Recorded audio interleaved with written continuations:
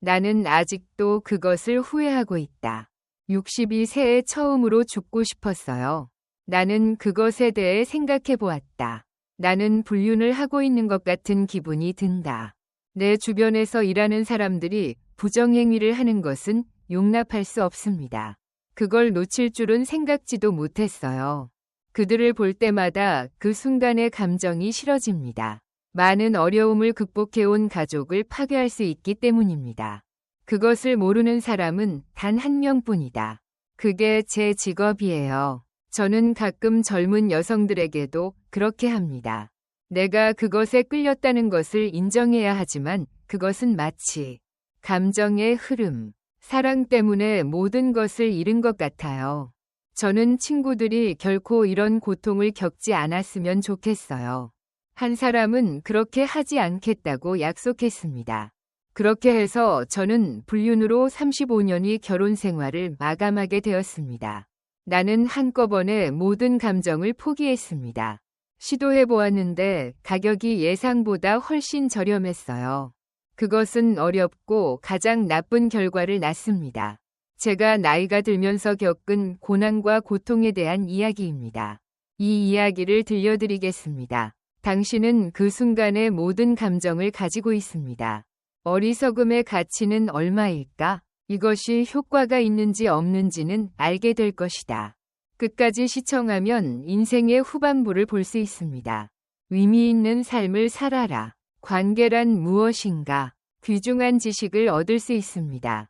이 영상을 시청하세요. 당신의 인생이 바뀔 것입니다. 생각하는데 도움이 되길 바랍니다. 구독하고 알림을 켜주세요. 만약 당신이 이렇게 한다면 당신은 그런 삶의 교훈을 얻게 될 것입니다.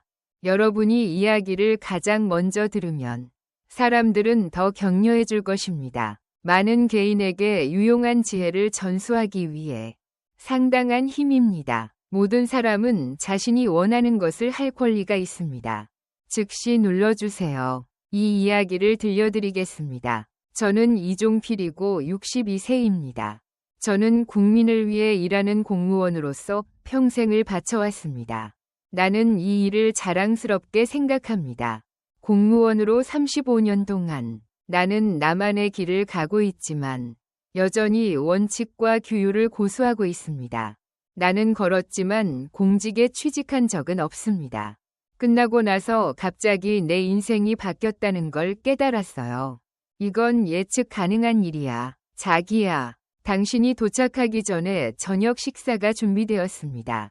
마찬가지로 제 아내는 35년째 결혼 생활을 해왔는데 저는 그녀에게 무엇이 필요한지 알고 그것을 돌봐주기 때문에 그녀는 항상 곁에 있어 주었습니다. 우리의 관계는 크게 강화되었고 싸움은 없었고 아들은 보냈고 이제 나도 아이가 생겼어. 당연히 나는 완벽한 은퇴한 공무원의 남편이에요. 그리고 그가 아빠인데도 언제부터 내 마음이 텅 비어버린 거지? 저는 은퇴하는 기분이 들고 은퇴 후의 삶에 대한 꿈을 꾸고 있었습니다. 저는 여행에 관심이 많습니다. 당신은 평생 미뤄왔던 일을 즐기고 성취할 수 있습니다. 있을 거라고는 생각지도 못했지만 아침에 눈을 뜨고 할 일이 있으면 정말 느낌이 다릅니다. 저는 TV를 보거나 신문을 읽는 것을 좋아하지 않습니다. 도시공원을 산책해보세요. 다들 정수기의 아내이고 저는 바쁜 일정 속에서도 동네 친구들과 만나거나 노인센터에서 자원봉사를 하는 일과를 갖고 있습니다. 나는 혼자입니다. 남은 시간이 늘어나고 있습니다. 저는 여행도 다니고 제가 좋아하는 일을 했습니다. 문화 중심지에서 살아보세요. 한 번만 가입하면 강력한 혜택을 누릴 수 있습니다. 당신의 의견은 어떠신가요? 아내의 권유로 가까운 곳으로 갔습니다. 문화센터에서는 등록이 가능합니다. 아마도 운명이었을 거예요. 처음에는 단지 시간을 절약하기 위한 것이었습니다. 은퇴 후 지루함을 대비해 취미로만 생각하고 있었는데 첫 수업날 교실에서 내가 이곳에 들어오는 순간부터 내 인생이 바뀔 거야. 안녕하세요. 저는 이 대사를 생각해 본 적이 없습니다. 나는 이 책을 가르칠 것이다. 작가의 세계에 입문해 붓으로 글을 쓴 한지민입니다. 한지민 강사님께 인사드립니다. 그는 45세라고 말했습니다. 그는 나보다 17살이 많습니다. 그녀는 어린 나이임에도 불구하고 동양화처럼 보인다. 잉크에서 나는 세련미와 우아함을 봅니다. 그녀의 손은 물 위를 흐르는 긴 시냇물처럼 비비고 비비었다. 검은색으로 칠해진 배는 우아해 보인다. 그녀가 빈 종이를 내밀 때마다 교실에서 더 깊이 살펴보세요. 저는 스토리가 진행될수록 서예보다는 지민이 더 매력적이라고 생각합니다. 제가 가르치고 있을 때 수학의 향기가 느껴졌고 선생님이 제 옆으로 와서 꼭 껴안아 주셨습니다. 그 덕분에 집중력이 더 높아졌습니다. 심장이 쿵쾅거립니다. 제가 정말로 감정을 느낀 지 오랜 시간이 흘렀습니다. 활동적인 문화센터에서의 수업이 끝난 것 같은 느낌이다. 그러다가 휴대전화로 아내의 수업 일정을 확인했습니다. 서예에 관심이 있다고 했는데도 지민의 등장은 계속됐다. 내가 말할 때 누던 중 그 생각이 났어요. 식사 중이나 TV 시청 중에도 어느 날 학교가 끝난 후 내가 잠들기 전에도 그녀가 웃고 있는 모습을 본 적이 있습니다. 지민은 종필에게 책 이상의 재능이 있다고 말했다. 저는 기사에 묘사된 등장인물의 성격을 이해할 수 있습니다. 간단히 말해서 나는 젊은이와 같습니다. 나는 오랫동안 느껴보지 못했던 것처럼 심장이 쿵쾅거리는 것을 느꼈다. 정말 매혹적이네요. 그 이후로 저는 문화센터 수업에서 더 열심히 노력했습니다. 은퇴자들의 마음속에는 그것이 역할을 했습니다. 물꽃이 피기 시작했습니다. 마치 동면에서 깨어난 것 같아요. 위험한 느낌이 들 것 같아요. 제 수업이 일주일 동안 지속될지 모르겠네요. 일주일에 2번만 화요일과 목요일 오후에 처음엔 보내다. 그것은 단지 수단일 뿐이었지만 나는 점점 수업에 가는 것이 걱정되기 시작했습니다. 수술이 시작되었어요. 아니, 지민을 만날 시간이 되었어요. 하지만 저는 아직도 수술이 끝날 때까지 기다리고 있었어요. 지민이와 저는 이야기를 나누었고 항상 끝까지 함께 있었습니다. 종필 씨는 아직도 주에서 직위를 유지하고 있다. 어디서 오셨나요? 손으로 쓴 글의 무게는 그저 언젠가는 나오지 않을 뿐이다. 모든 학생들이 떠난 후 지민과 우리 둘만 남았습니다. 그녀는 내 소유야. 저는 책을 읽으며 많은 것에 대해 이야기했습니다. 누군가에게 주었는데 우리는 오랫동안 만나지 못했어요. 당신과 은퇴에 관해 이야기할 수 있어서 기쁘네요. 유창하게 말한 뒤에 공허함이 사라지는 것은 의미가 없습니다. 답답한 공기조차도 집처럼 느껴진다. 저는 보통 다른 사람에게는 그렇게 하지 않아요. 스토리가 자연스럽게 흘러갑니다. 나는 지민이가 자신의 이야기를 하는 것을 주의 깊게 들었다. 그들은 단순히 동정심을 갖는 것이 아닙니다. 그날 무슨 일이 일어났고 우리는 첫 번째 수업에서는 문화센터 내의 작은 카페에서 만났습니다. 저는 단지 차를 마셨을 뿐인데 만남의 장소는 점차 문화의 중심지에서 벗어나게 되었습니다. 확장되어서 시간이 더 길어졌는데 저보다 17살 어린 지민 씨입니다. 우리가 이야기를 나누었을 때 그녀는 이혼한 지 5년이 되었다고 말했습니다. 제 차이를 보실 수 있죠. 저는 혼자 살고 있고 자녀가 없습니다. 앞서 말했듯이 우리는 서로의 삶에 대해 이야기를 나누고 탐구하기 시작했습니다. 저는 종필을 공부하고 있습니다. 당신은 그 직책에 매우 매력적입니다. 그는 겸손하지만 이야기를 들려주는 능력이 있습니다. 지민이의 이런 말은 내 자존감을 떨어뜨린다. 실제로 내 말을 듣는 사람이 거의 없으니까. 은퇴 후에는 더 높은 급여를 받았습니다. 우울했던 나는 그녀가 그 말을 인정하자 안도감을 느꼈다. 이것은 사막 한가운데에 있는 오아시스와 같습니다. 그녀와 함께 보내는 시간이 많아질수록 집에서 보내는 시간은 점점 무의미해졌습니다. 아내와 나이가 들면서 대화가 더 좋아지는 것 같은데 아내가 곁에 있으면 가끔 진실을 잊어버릴 때가 있습니다. 문화 센터에서 도서 전시회 개최. 이렇게 되면 우리는 더 많은 시간을 함께 보내고 싶어집니다. 저는 그 일을 하기 위해 밤새도록 노력했습니다. 미리 준비하고 가끔은 정기적으로 저녁을 먹으세요.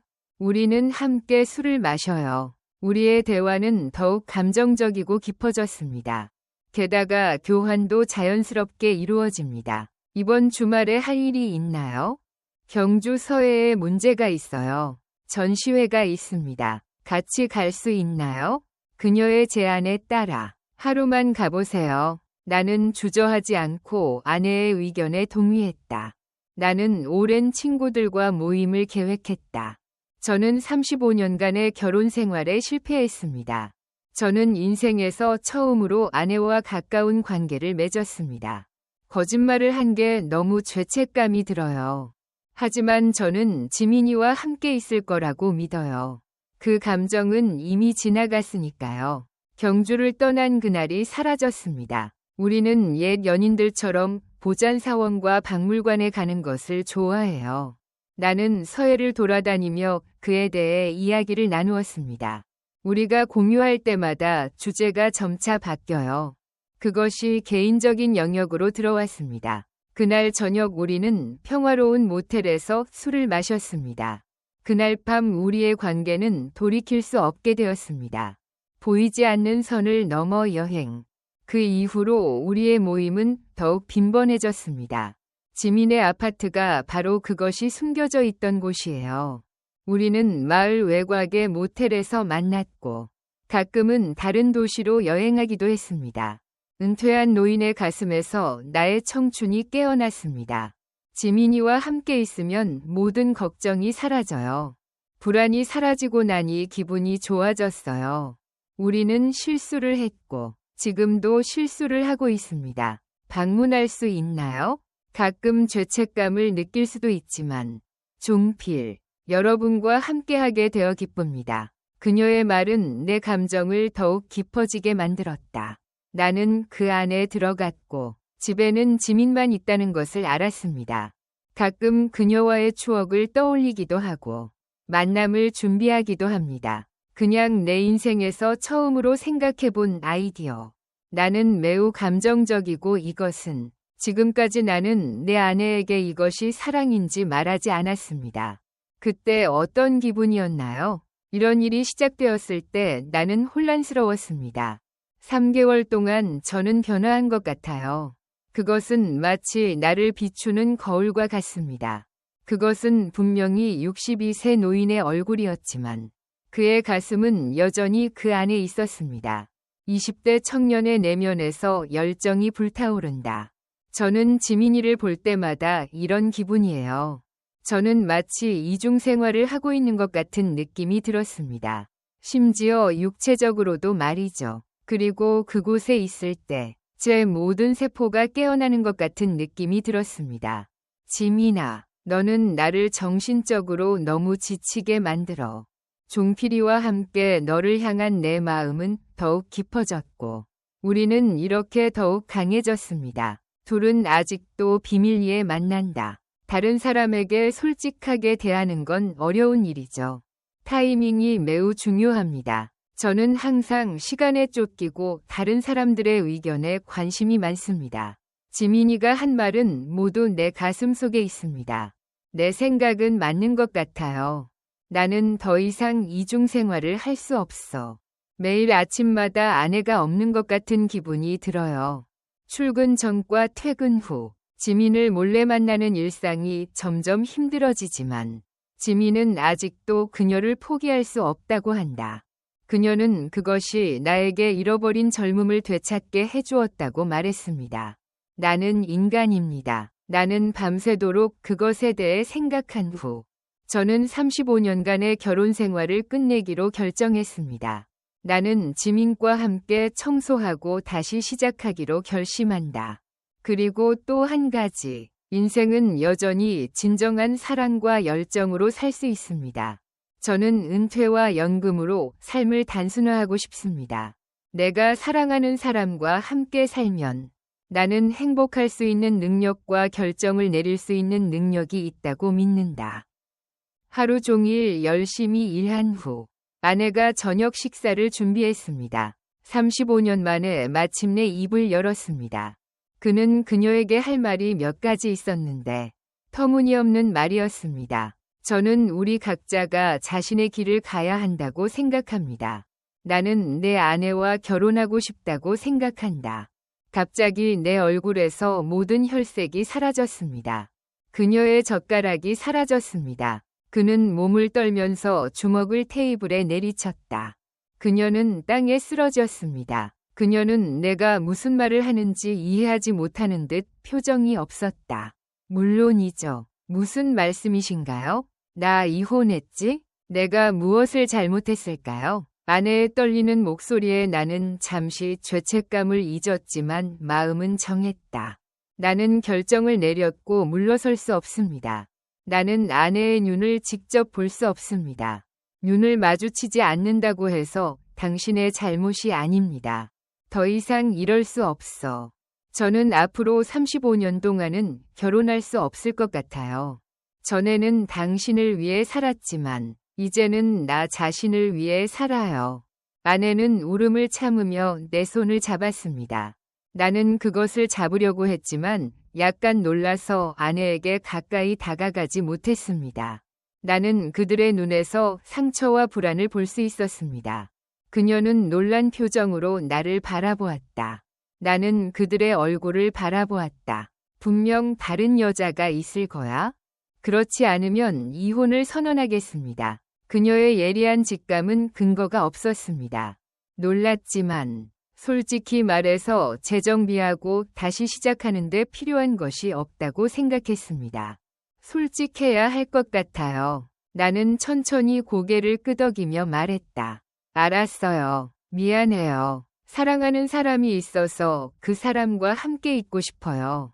아내의 얼굴은 충격과 배신감으로 가득 차 있었습니다. 그녀는 이게 어떻게 가능한 일이에요? 라고 말했습니다. 나는 당신을 위해 35년을 살았고 그때 내가 치른 대가가 바로 이겁니다. 나는 그것을 해야 한다고 생각했지만 후회하고 있습니다. 나는 지민에게 너무 늦었다고 말했다.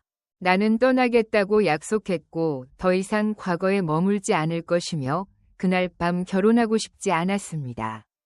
아내는 눈물을 참지 못하고 침실로 들어갔다. 집에 돌아와서 나는 소파에서 잤다. 다음 날 아침 내가 그것을 보냈을 때 아내가 물었습니다.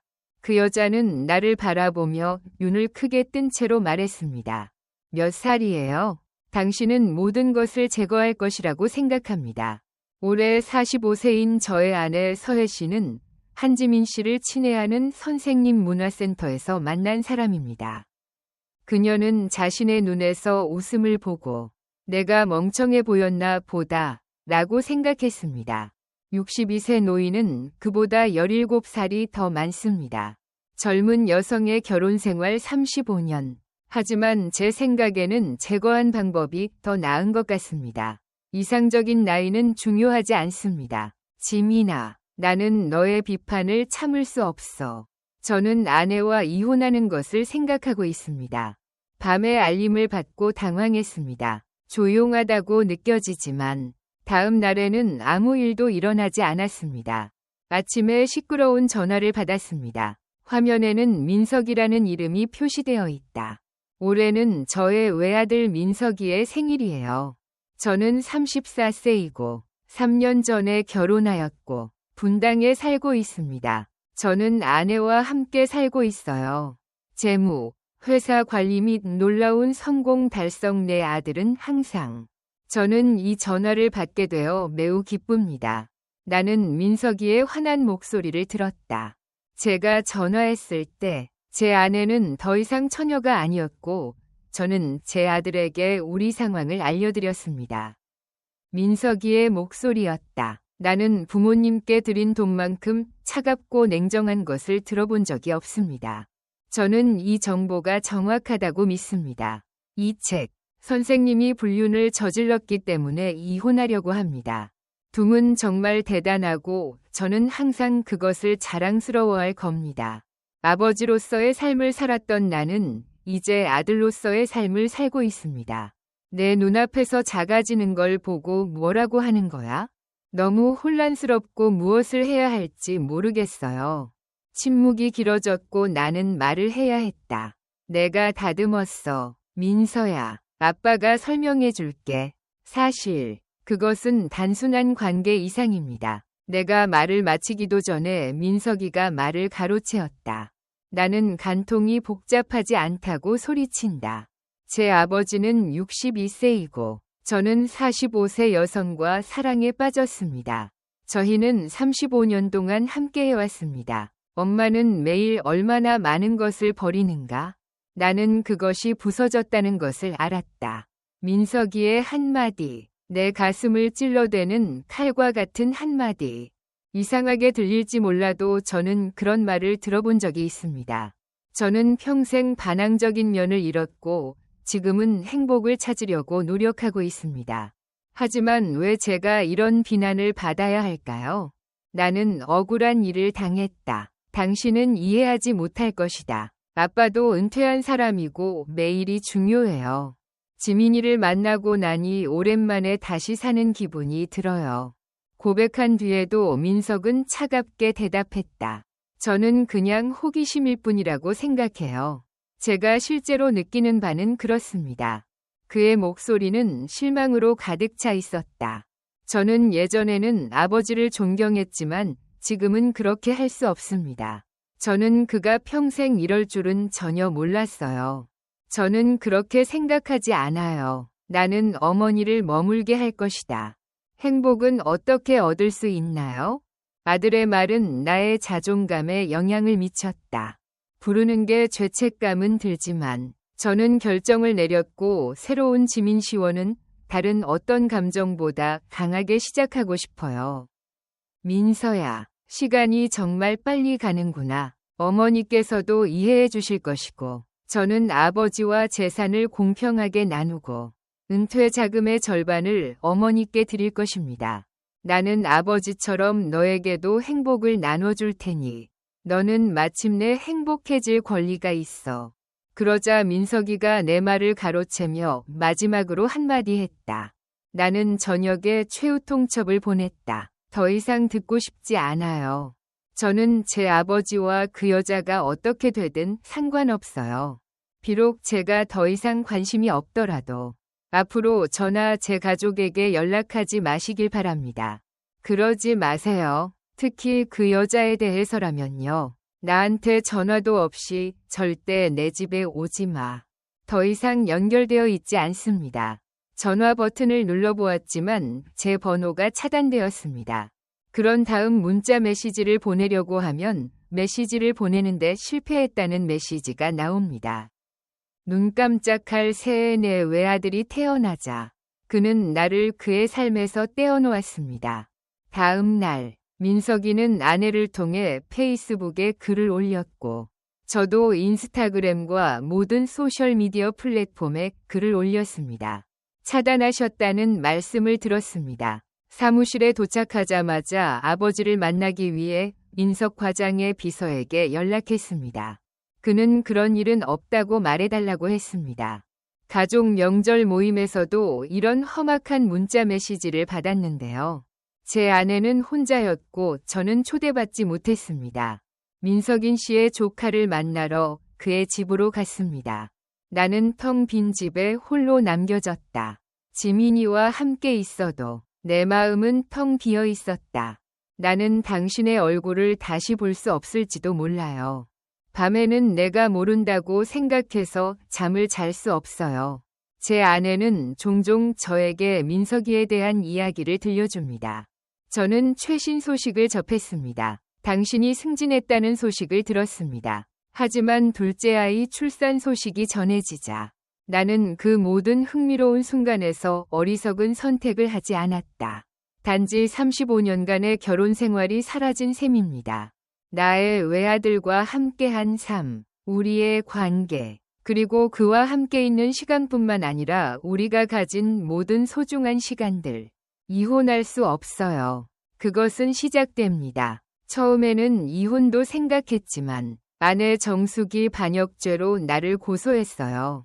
저는 평생 재택근무하기로 결정했습니다. 저는 변호사를 통해 대담하게 요청하였고 저를 도와준 아내가 이제 자신의 몫을 가지게 되었습니다.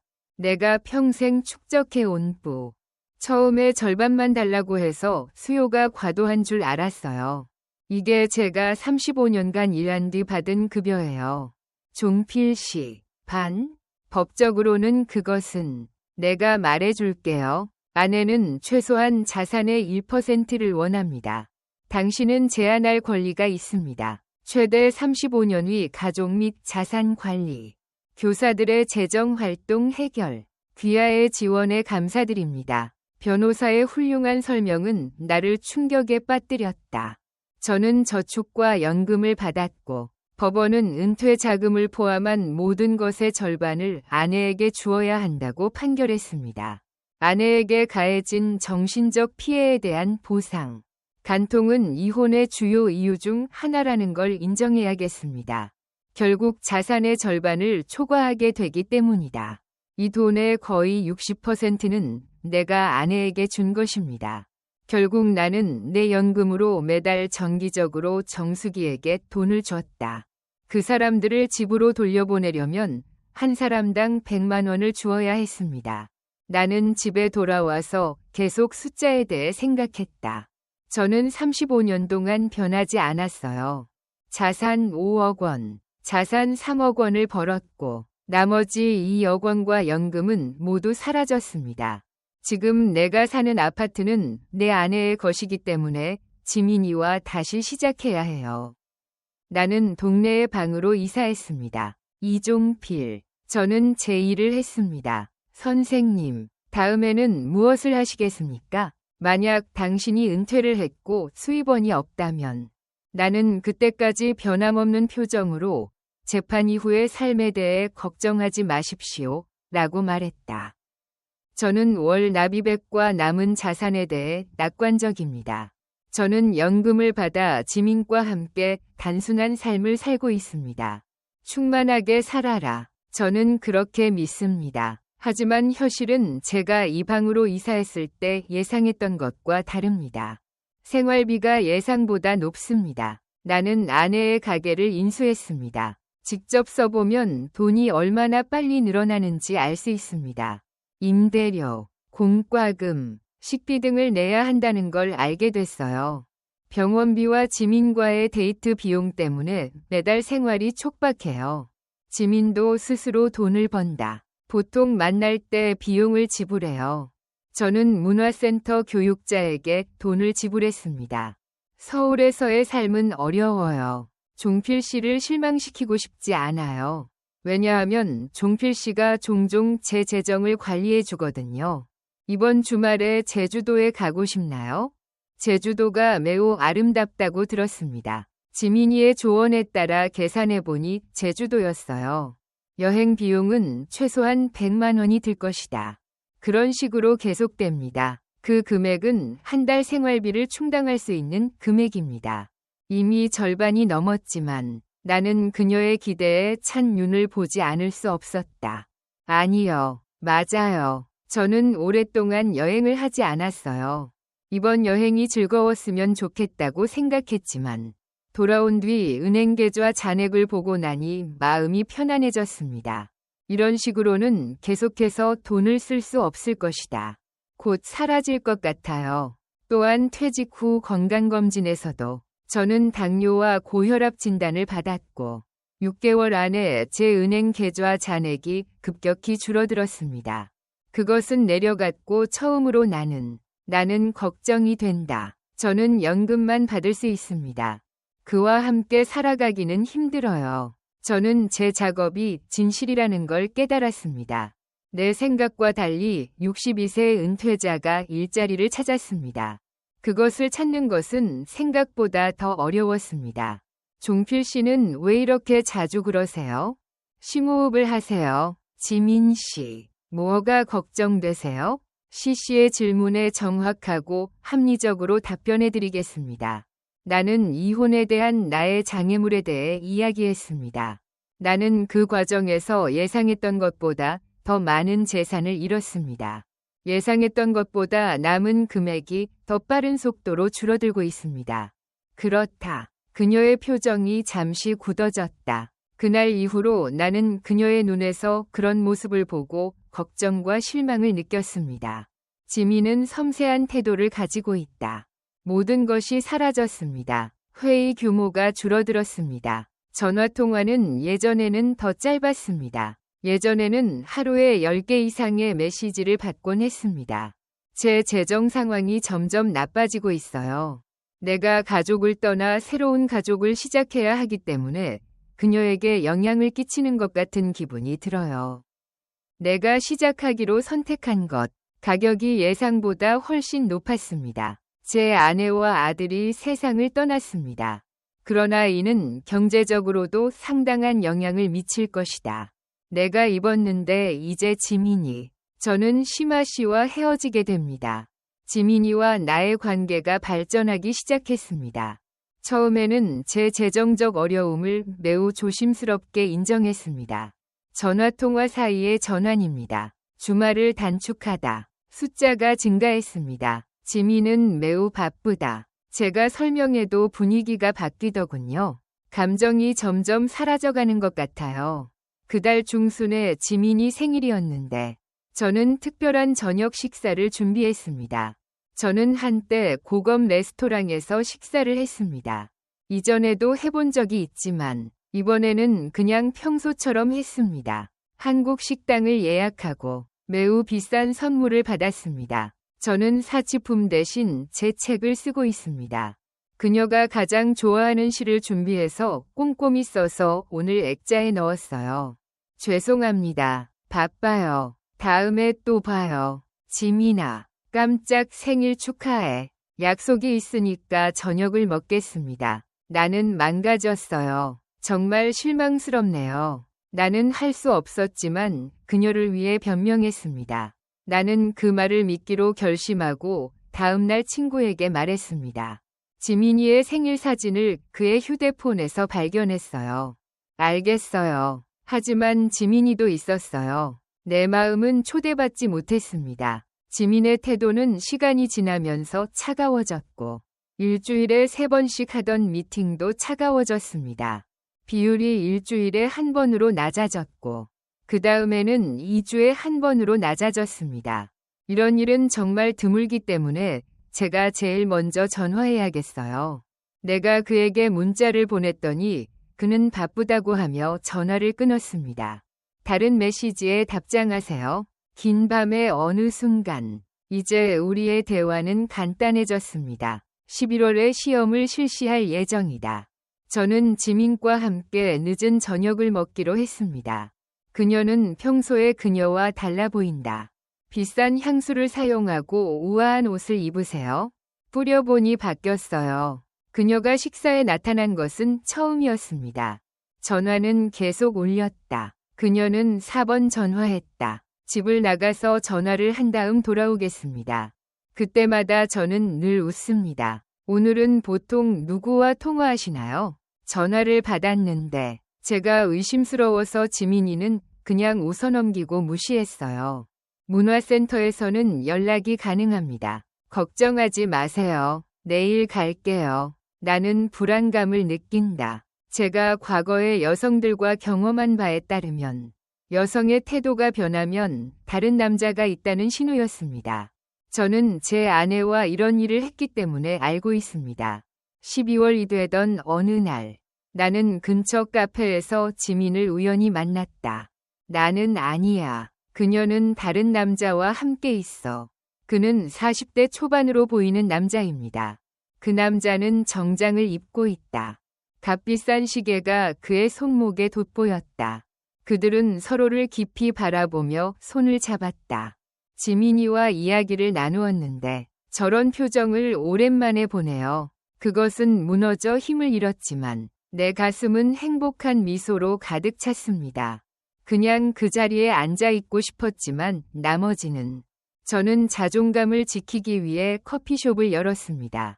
나는 지민이와 함께 집으로 돌아갔다. 나는 그녀에게 전화로 연락했지만 그녀는 전화를 받지 않았다. 몇 시간 동안 문자를 보내지 않았는데 마침내 종필이라는 답장이 왔어요. 사실 저는 다른 사람을 만났고 더 이상 만날 일이 없다는 것을 말씀드리겠습니다. 그것이 내가 달방에 있는 술 취한 집에 다시 간 첫 번째였을지도 모른다. 움직이지 않고 텅 빈 벽을 바라보며 나는 뭔가를 잃어버릴까 봐 생각하고 싶지 않다. 다음 날 나는 지민에게 마지막으로 전화를 걸었다. 그녀는 마지못해 나에게 걸어가자고 했고 나는 카페에서 그녀를 기다리기로 했습니다. 나는 그가 누구냐고 물었고 지민을 보지 않으려고 했고 그를 만났으니까 박 선생님이라고 대답했다. 리더십 협의회 회사의 CEO로서 우리는 문화센터의 회원입니다. 우리는 서로 알고 지낸 지 3개월이 되었어요. 나는 내 재정 문제를 깨달았습니다.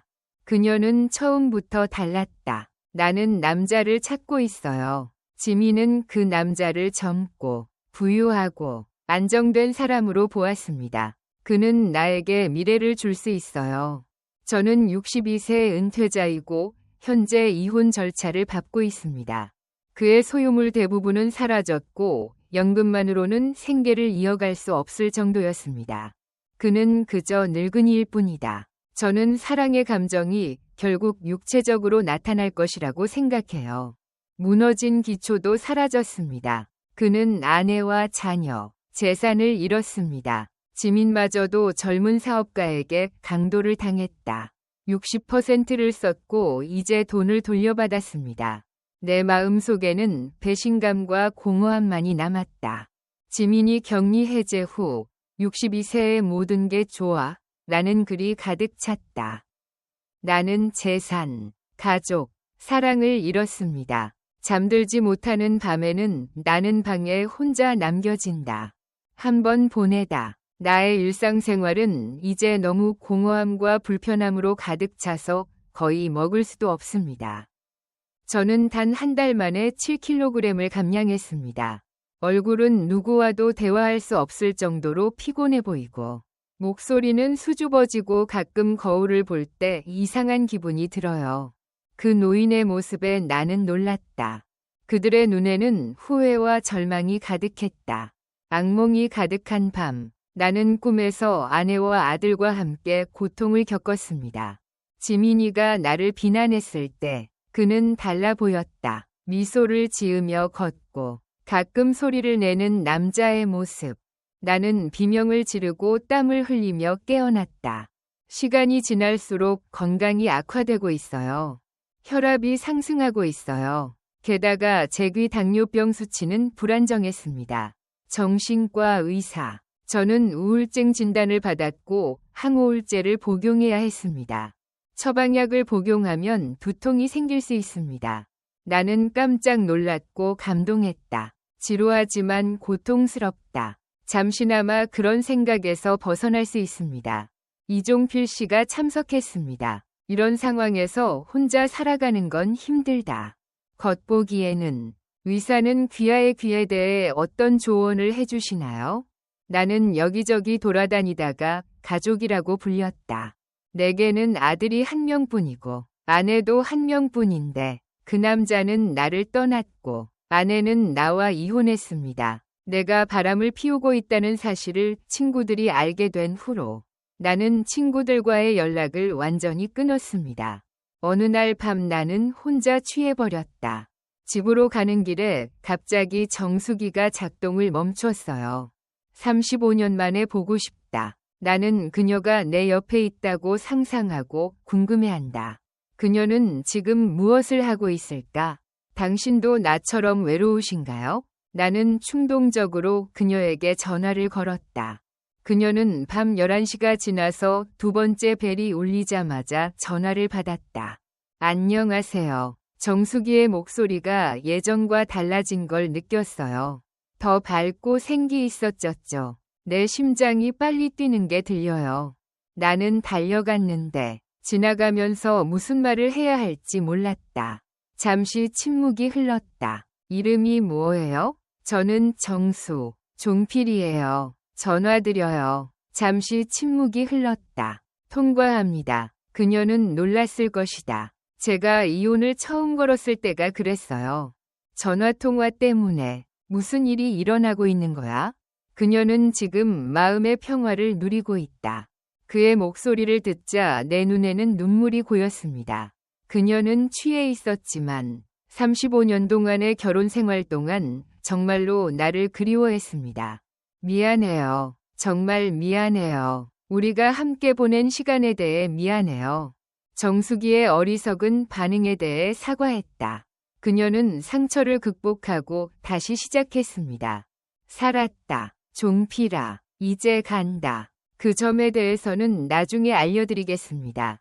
나는 재혼했습니다. 그런데 이혼 소송 비용과 정숙이 8개월 만에 복직한 건 정말 큰 충격이었습니다. 윤 선생님이 누군지 아시나요? 그는 중소기업의 CEO였습니다. 몇 살이에요? 그는 이전에 아내를 잃고 혼자 살았습니다. 저는 영어대학에서 그를 만났고 그는 저를 매우 존경했습니다.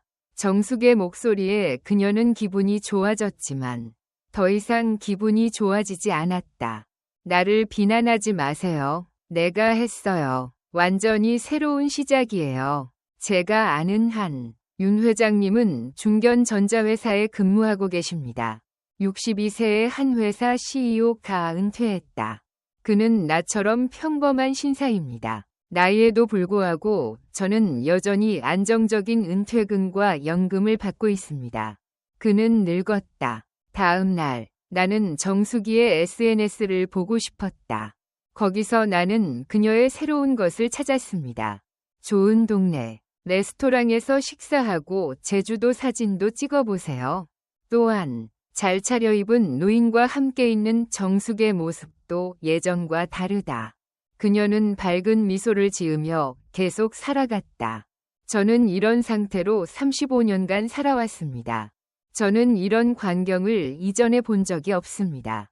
나는 지민정숙과 함께 있었는데 그녀가 꿈꿨던 행복의 모습과는 전혀 달랐다. 나는 남자와 즐거운 시간을 보내고 있었다. 정말 아이러니하네요. 사랑과 존중의 환경 속에서 번영하고 안정적인 삶. 나는 모든 것을 버리고 떠났다. 이런 상황에서 당신은 새로운 삶을 시작하게 되었고 지민과 정숙도 떠났습니다. 제가 겪고 있는 가장 큰 문제는 경제입니다. 힘들었어요. 촌장의 잔액이 줄어들고 있었고 정숙이에게 100만 원을 줬는데 100만 원을 주고 나니 100만 원만 남았어요. 생활비와 임대료를 지불하다. 나는 내 자존심의 마지막을 잃었다. 나는 그것을 내려놓고 일자리를 찾아 나섰습니다.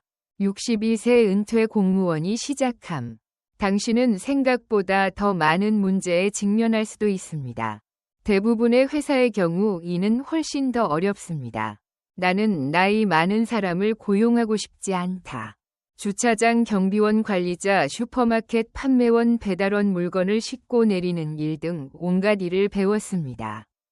나는 나이와 체력 때문에 번번이 거절당했습니다. 대부분의 경우 저는 전화를 받지 못하고 심지어 면접에서도 그저 연락을 줄 거라고만 말합니다. 한두 달쯤 지나자 불안감이 들기 시작했습니다. 진화했습니다. 이런 식으로 계속된다면 별로 남는 게 없을 거예요. 저의 저축도 바닥나는 것 같은 느낌이 들어요. 마침내 취업지원센터에 가서 일자리를 신청했습니다. 나는 취업에 관해 조언을 받았습니다. 이종필 선생의 공공서비스를 통한 행정지원. 아직 일자리가 없나요? 상담자에게 문의하세요. 씁쓸한 미소가 나타났다. 그런 곳. 만약 그랬다면 저는 오래전에 알았을 겁니다. 왜냐하면 은퇴 후에는 공공서비스에서 좋은 대우를 받았기 때문입니다. 2개월간 구직 활동을 한 끝에 마침내 일자리를 찾았습니다. 집에서 30분 거리에서 봤어요. 저는 작은 아파트 단지의 경비원으로 일합니다. 작업 조건에는 다음이 포함됩니다. 정말 기쁘네요. 나는 이틀에 한 번씩 그 일을 끝냈다.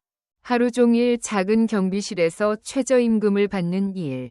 앉아서 출입할 때 신분증을 확인하고 소포를 받으세요. 폐기물 분류 및 수거 및 모니터링. 당신은 방금 그 직장에서 은퇴했잖아요. 귀하께서 그러한 조치를 취하셨다는 소식을 들었습니다. 죄송하지만 우리는 완전히 가짜는 아닙니다. 매니저는 그렇게 하지 않은 것에 대해 사과했다.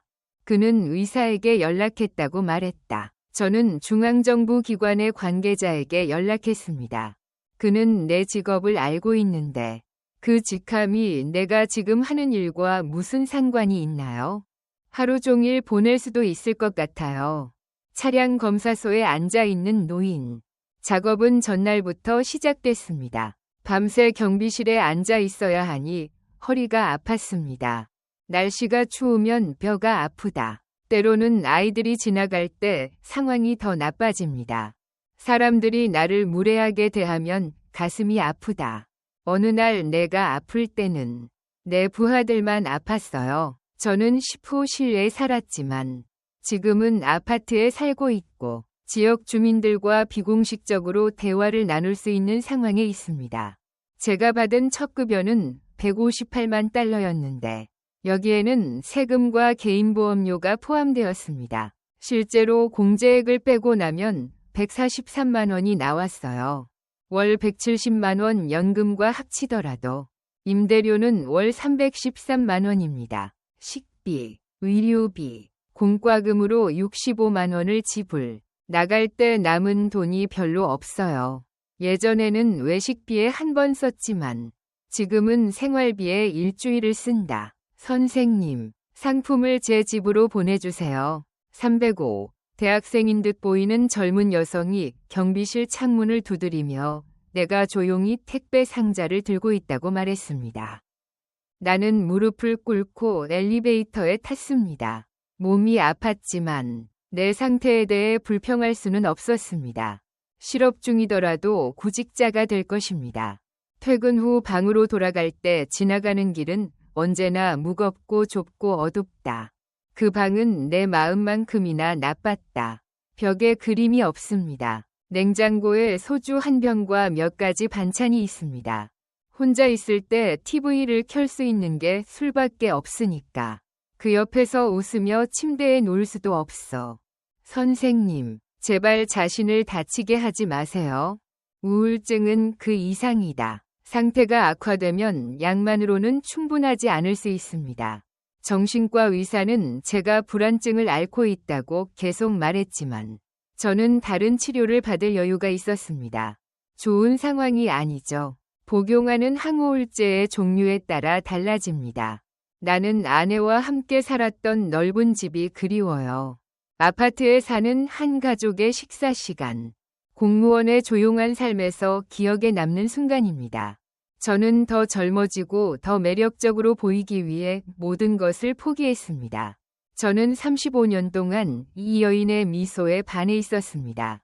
나는 눈 깜짝할 새에 몇 년이라는 시간을 허공에 날려버렸다. 매일 잠자리에 들기 전에 저는 제 자신에게 같은 질문을 던집니다. 나는 즉시 포기했다. 결정을 내렸지만 지금이 그때라면 너무 늦어서 돌아갈 수 없어요.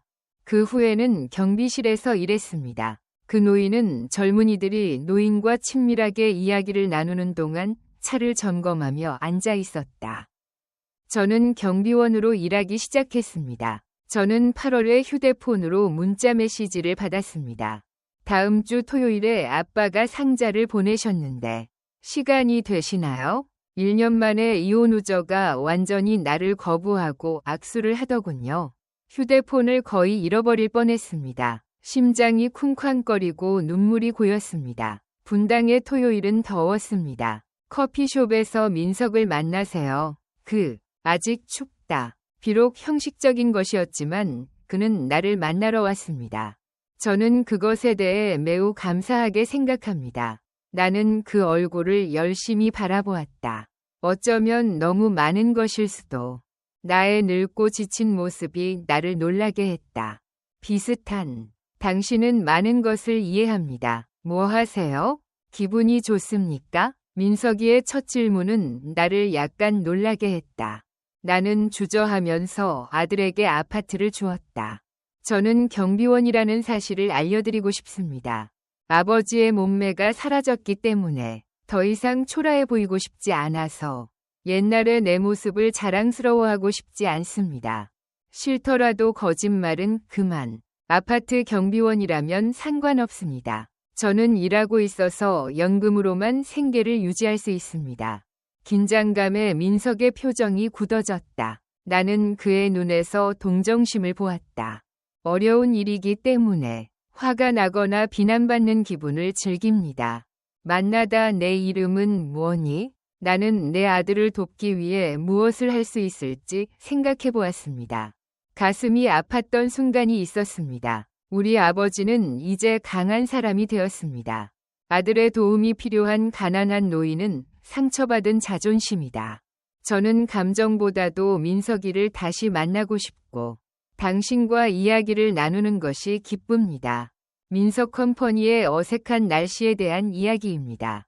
특별한 느낌, 공유할 수는 없지만 적어도 다시 시작할 수는 있을 것 같아요.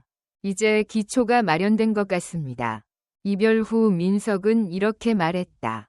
내 아이의 첫 번째 생일은 달에서 축하되었습니다. 시간, 올 수 있으면 오되, 가지고 오지는 마라. 는 말을 들었을 땐 나는 씁쓸하게 웃었다. 지민, 민석이는 내 인생에서 사라진 후에도 여전히 그 사실을 몰랐다. 내가 알고 있을지도 모르지만 나는 또다시 어리석은 짓을 하고 있을 뿐이다. 아마도 당신은 결정을 내리고 싶지 않을 수도 있습니다. 걱정하지 마세요. 제가 그를 잡았어요. 민석이를 만난 후로 그는 내 삶에서 사라졌습니다. 우리는 가끔만 이야기를 나눕니다. 저는 매달 그렇게 하기 시작했습니다. 우리는 계속 만나서 저녁을 같이 먹었습니다. 우리는 수줍어서 깊은 대화를 나눌 수 없었습니다. 잘 풀리지는 않았지만 관계는 천천히 회복되고 있습니다. 그리고 조카의 첫 번째 생일 파티에도 참석했습니다. 민석이가 아직 관심이 있긴 했지만 나도 그의 이사 파티에 초대되었다. 과거의 상처는 여전히 남아있으며 신뢰와 용서가 돌아오기까지는 아직도 먼 길이 남았습니다. 그 일은 오래전 따뜻하고 화창한 봄날에 일어났습니다. 퇴근하고 집에 돌아와서 지민이라는 온화한 얼굴을 만났어요. 그녀는 전보다 훨씬 나아졌습니다. 그는 손이 크고 스타일리시해 보인다. 1년 후 쇼핑백을 손에 쥐었을 때 심장이 쿵쾅쿵쾅 뛰었고 마치 멈춘 것 같았습니다. 그녀를 다시 보았을 때 이상하게도 내 심장은 뛰지 않았다. 마치 지민의 심장이 뛰듯이 나는 주변을 둘러보며 잠시 멈췄다. 그녀의 표정은 놀라움으로 가득 차 있었다. 어느 순간 나는 부끄러움을 느꼈다. 우리는 서로 좋은 감정을 공유합니다. 우리는 연인이긴 했지만 그때부터 시작했을 뿐이에요. 그들은 마치 내가 우연히 만난 낯선 사람 같았어요. 아종필. 오랜만에 무엇을 하고 계신가요? 목소리는 같지만 감정은 다릅니다. 욕망이나 사랑이라는 것은 존재하지 않는다. 마치 오랜 친구를 만나는 것과 같은 일종의 의식이 있을 뿐이다. 그것은 진심을 담은 인사였습니다. 저는 매우 괜찮습니다. 지민아, 왜 말도 안 되는 소리를 하지 않니? 날씨와 모든 사람의 건강에 대한 대화가 계속되었습니다. 우리는 어색함 속에서 곧 만났다. 지민은 시계를 완성하고 싶어 합니다. 이걸 보고 난 즉시 떠나야 했습니다. 우리는 짧은 작별 인사를 한 후 그녀는 각자의 길을 갔습니다. 그가 떠나는 것을 보며 이상한 기분이 들었다. 결혼 생활 35년 만에 모든 것을 포기하게 됐다는 말을 들었습니다. 아들과의 안정적인 관계와 안정적인 노후 생활도 포기해야 했죠. 모든 것은 감정의 시간 속에 나는 그렇게 믿지만 부족하다고 느낀다. 그것은 정욕이나 어리석음, 심지어 분노도 아닙니다. 그것은 단지 공허함일 뿐이다. 집에 가기 전 지민과의 우연한 만남. 봄바람이 불어오는 가운데 한강을 따라 걸었습니다. 강가에 앉아 과거를 회상하던 중 나는 62세 노인의 어리석은 행동을 목격했습니다. 내 선택이 내 삶에 어떤 영향을 미치는가? 모든 것을 내려놓는 과정은 마치 회전하는 등불과 같습니다. 단순한 느낌, 흥분과 열정은 나이가 들면서 찾아오기 때문에 나는 모든 것을 시도해 보았지만 결국에는 내가 소중히 여겼던 모든 것을 잃었습니다. 35년 동안 내 유일한 아내, 아버지와 아들의 관계, 사회적 지위, 공학적 안정성, 이 모든 것이 여성의 미소에 달려 있습니다. 심지어 여성조차도 삶의 모든 것을 간과해 왔습니다. 선택에는 책임이 따르며 결국 책임은 당신에게 있습니다. 제가 어렸을 때는 그런 일을 많이 했었습니다. 아이러니하게도 저는 62세의 나이에 제 인생에서 가장 중요한 교훈을 놓쳤다고 선언했습니다. 젊은 여성을 타겟으로 삼았습니다. 나는 새로운 삶에 대한 꿈에 압도당했습니다. 무감각해지려고 나는 동료들이 훈련에 너무 몰두해 있다고 종종 비난했습니다. 결국 나는 가장 어리석은 선택을 하게 되었습니다. 검진을 받으러 갔는데 결과가 음성으로 나와서 그 후로 2달 동안 병원에 입원했어요. 저는 당뇨나 고혈압이 없습니다. 이 숫자 역시 위험한 수준이라고 의사는 말했다. 스트레스를 줄이고 규칙적으로 생활하세요. 나는 경비원에게 잠시 멈춰서 휴식을 취해야 한다고 경고했다. 하지만 저는 그 팁들을 구현할 시간이 없습니다. 제 아들 민석이는 별로예요. 이런 상황을 알게 된 후 그가 내게 와서 아빠, 우리 집에 더 가까이 와. 아파트도 구해줄게 라고 말했을 때 나는 걱정이 됐다. 너무 일하지 마세요. 저는 매달 그걸 하거든요. 아들의 요청에 따라 생활비 일부를 지원해드리겠습니다. 설렘이 가득하지만 남은 것을 잃은 후 나는 내 자존심을 이길 수 없다. 나는 고개를 저으며 고마움을 표했지만 문제는 내가 걱정할 거라는 거고 더 이상 나를 귀찮게 하지 마세요. 나는 그 순간 당신에게 그것을 주고 싶지 않았습니다. 이제 내 생각은 바뀌었습니다. 더 이상 과거에 의존하지 않는다. 의미 있는 삶을 살기로 결정하는 것은 중요합니다. 내가 아는 한 그는 경비원이지만 나는 노인이 되었지만 적어도 아들과의 관계는 다시 회복되었습니다. 저는 그런 점 때문에 보안 업무에 감사드립니다. 제 인생은 제가 살아가면서 조금씩 바뀌고 있습니다. 가까운 병원으로 옮겼습니다. 무료로 한국어를 배우기 위해 자원봉사하세요. 저는 공무원으로 긴 경력을 시작했습니다. 한 가지 작은 일은 여러분이 배운 지식과 경험을 공유하는 것입니다. 자원봉사 활동이 확대되면서 새로운 관계가 형성되었습니다. 비슷한 고통을 겪고 혼자 사는 사람들은 나이 든 사람들과 이야기를 나누며 서로를 알 수 있습니다. 하루 동안 자원봉사 활동을 하고 나니 위로를 받았습니다. 집으로 걸어가던 중 소리가 들렸어요. 한강을 바라보면 생각난다. 일부 실수는 수정할 수 없지만 다른 실수는 수정할 수 없습니다. 나는 정말로 내 삶을 살 수 있을 것 같아요. 경박한 꿈은 사라졌습니다. 당신 자신이 되세요. 감정에 휘둘리지 마세요. 진실을 받아들이고 책임을 지세요. 나는 살기로 맹세했습니다. 인생은 일련의 결정으로 이루어져 있으며 각 결정을 어떻게 처리하느냐가 중요합니다. 제 친구로부터 이 사실을 전해 들었습니다.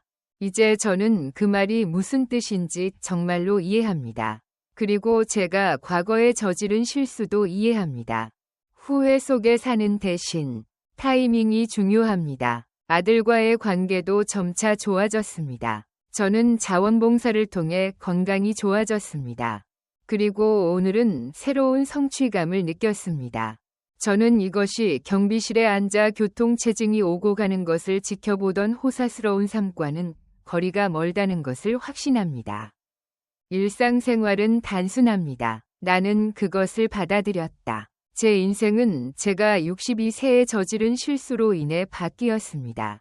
완전히 바뀌었지만 그 불일치는 여전히 남아 있습니다. 저는 최종 결정이 인생의 진정한 의미를 결정할 것이라고 생각합니다. 그것은 나에게 불륜의 달콤한 유혹에 빠져서 가정을 파괴하는 것이 얼마나 위험한 일인지 보여주었습니다. 그것을 포기하면 어떤 대가를 치러야 할지 알고 있지만 지금은 조용히 그 대가를 감내하고 있습니다. 저의 목표는 비슷한 방식으로 내 인생을 사는 것입니다.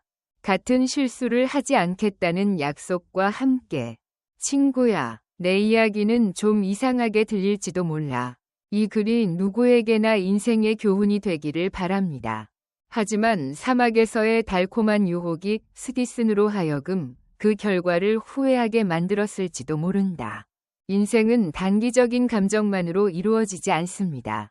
우리가 만들어온 유용한 관계의 가치. 이 영상이 유익했다는 걸 잊지 마시길 바랍니다. 마음에 드셨다면 좋아요를 눌러주시고 구독과 알림 설정을 부탁드립니다. 여러분은 이 이야기를 처음 접하실지도 모릅니다. 그리고 저는 여러분의 생각과 경험도 알고 있습니다. 댓글로 공유해 주시면 감사하겠습니다. 다음 장. 나는 반평생에 당신을 찾아갈 계획이에요. 매우 현명한 이야기네요. 들어주셔서 감사합니다.